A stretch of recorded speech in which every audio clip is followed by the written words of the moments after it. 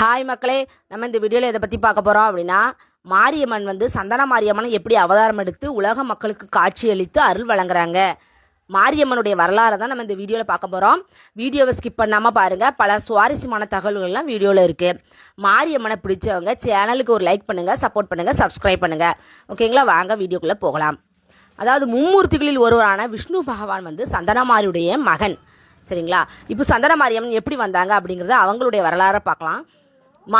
மாரியம்மனுக்கு விஷ்ணு பகவான் மகனாக பிறக்கணும்னு ஆசைப்பட்டு பலராமன் அப்படிங்கிற ஒரு அவதாரம் எடுக்கணும்னு நினைச்சிருக்கிறாரு. அதே மாதிரி சமவத் முனிவர் மற்றும் ரேணுகாதேவி தம்பதியருக்கு பெருமாள் பலராமனா 6வது மகனாக 6வது அவதாரம் எடுத்து பிறந்து வராங்க. ரேணுகாதேவி கற்புக்கு அரசி, கற்புல சிறந்தவங்க, உள்ளத்திலையும் சரி உடல்லையும் சரி. இவங்க ரேணுகாதேவி என்ன பண்ணியிருக்காங்க, தினமும் தன்னுடைய கணவர் சிவபூஜை செய்வதற்காக ஆத்தங்கரையில போய் புது மண் எடுத்து பானை செஞ்சு ஆற்றுல தண்ணி எடுத்து கொண்டு கொடுத்த பிறகுதான் முனிவர் சிவபூஜை செய்வார். இப்படி ஒரு நாள் செஞ்சுக்கிட்டு இருக்கும்போது ஆற்றுல தண்ணி எடுத்துட்டு இருக்க ரேணுகாதேவி பானையில் மேலே கந்தர்வன் பிறந்து போயிருக்காரு. அவருடைய நிழல் அந்த பானை தண்ணியில் விழும்போது ரேணுகாதேவி இப்படி ஒரு அழகா அப்படின்னு ரேணுகாதேவி மனம் தடுமாற அந்த பானை உடனே கரைஞ்சி போயிருது. தண்ணி எடுக்க போன நமக்கு மனைவியை காங்கலன்ட்டு முனிவர் ரொம்ப காத்திருந்து என்ன விஷயம்னு கேட்க ரேணுகாதேவி நடந்ததெல்லாம் சொன்ன உடனே முனிவருக்கு கோபம் வந்துடுது. தன்னுடைய 5 குழந்தைகளையும் அனுப்பி ரேணுகாதேவியை கொலை பண்ண சொல்கிறாரு.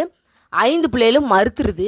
ஆனால் நம்ம விஷ்ணு பகவானுடைய அவதாரமான பரசுராமன் சொன்ன 6வது மகன் சொன்ன உடனே நேராக கோடாரி எடுத்துகிட்டு போயிட்டு ரேணுகாதேவியை வெட்ட போகும்போது ஆற்றங்கரையில் இருந்த சலவை பெண் இந்த விஷயம் தெரிஞ்சு ரேணுகாதேவியை ஒரு குடிலுக்குள்ளே ஒளிச்சு வைக்கிறாங்க.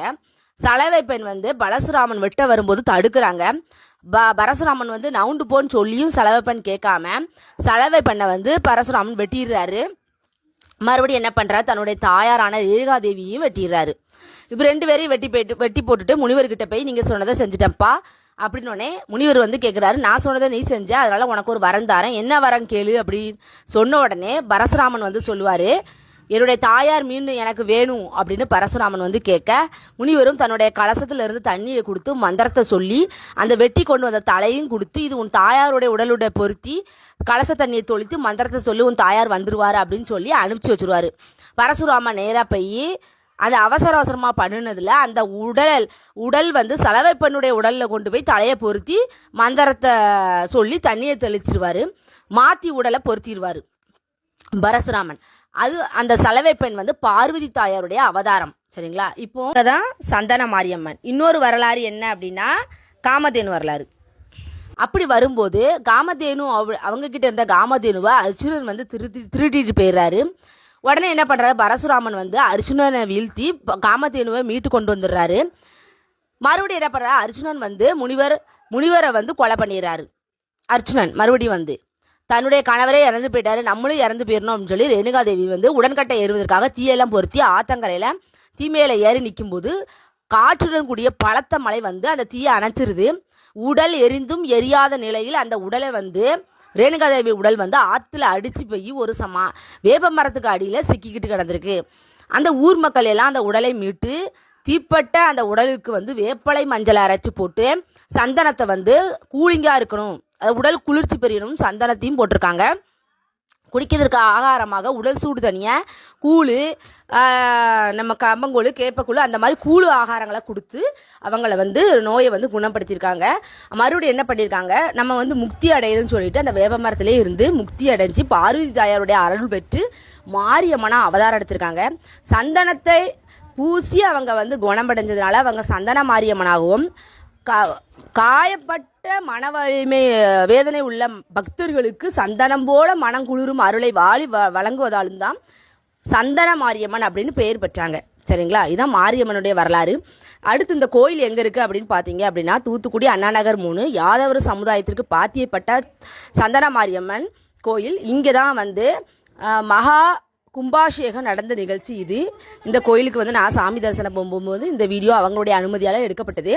வீடியோ பிடிச்சிருந்துச்சுன்னா லைக் பண்ணுங்கள். மாரியம்மனுக்கு பல அபிஷேகங்கள் நடந்து ஊர் பொதுமக்களுக்கு நல்ல ஒரு அன்னதானம், மாபெரும் அன்னதானம் வழங்கப்பட்டது.